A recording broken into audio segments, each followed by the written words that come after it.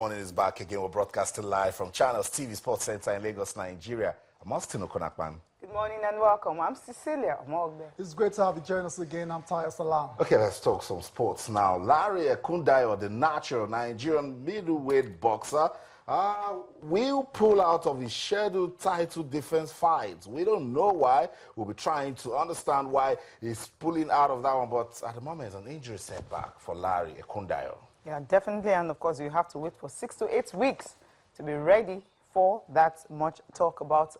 Okay, from there now, Super Eagles is a back-to-back hit for them, beating Mali by a lone goal, and another one against Luxembourg. They won 3-1. And of course, Kelechi Iheanacho seems to be the man of the moment, scoring again for the Super Eagles. And someone have actually gotten his group back, talking about Odio Igalo. He was also on the score sheet on the 9th. Yeah, and not forgetting Brown Day as well, so he got a goal.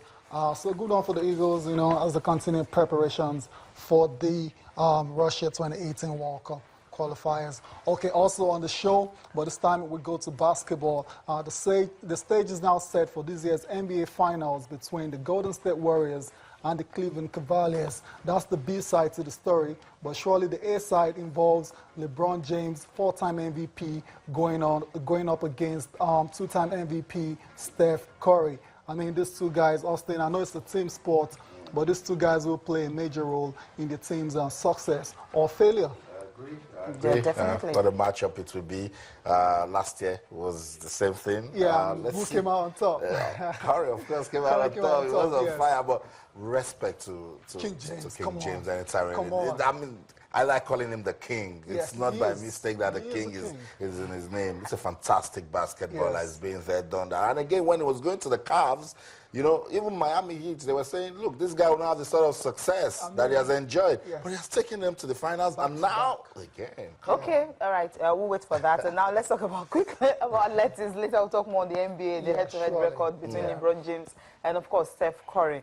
But right now, what happened yesterday, you were talking about the fact that, well, Nigerian players learned to have a better time return. They actually heard you, and you have some interesting results coming from the Shagamu Golden League. Talking about the third race of the season, that's the AFN, Athletics Federation of Nigeria. Well, it has some interesting results coming from there, where you have Ogogene Egwero actually won the men's 100 meters by 10.35 seconds.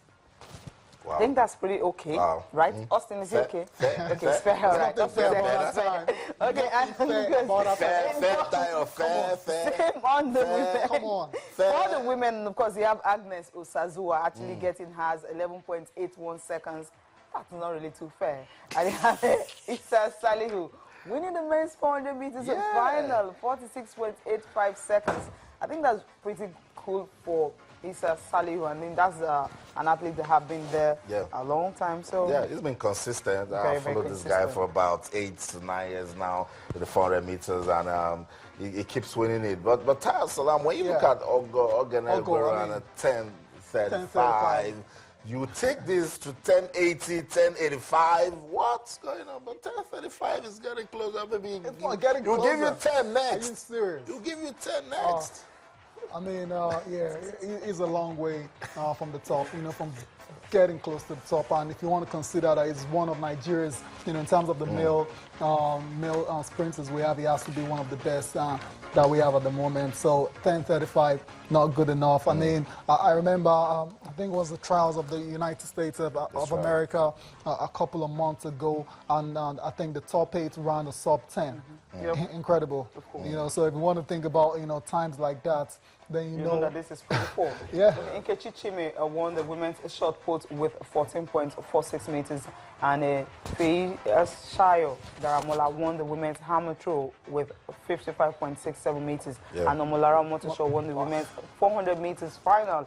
I was thinking Patience would have taken that one. Yeah, but Omolara Motosho, she's a veteran basically, and she's still doing her thing. 52.44, it's not good enough again. A lot of these times are really, really slow.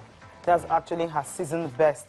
You know, then you have Rita Osai and Yinka Jayoloven plays a second and third in that one. And for, you know, we talked about the men where you have Ogogene Egwero running 10.35 seconds. Emmanuel Arowolo followed in 10.65 seconds, and Abiola Chuyemi was third with 10.73 seconds.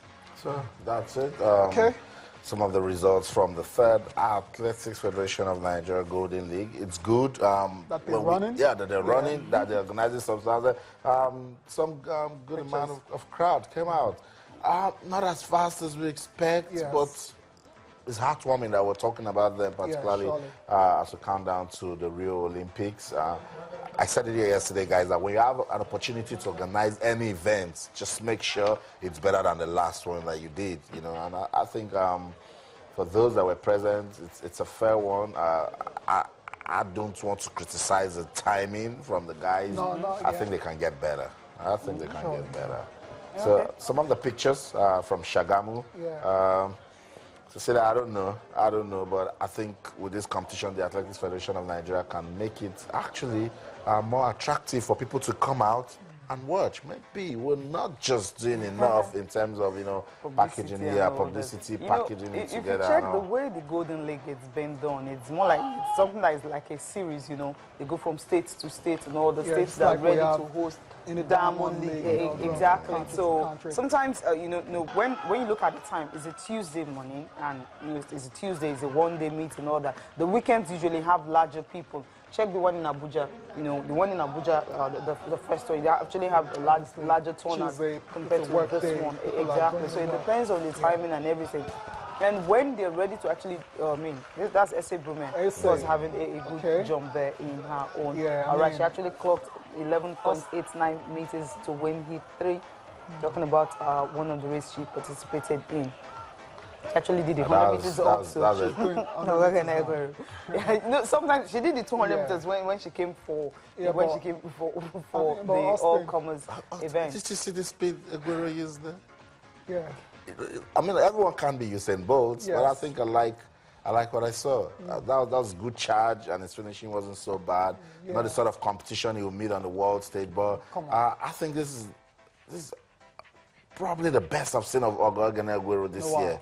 Yeah.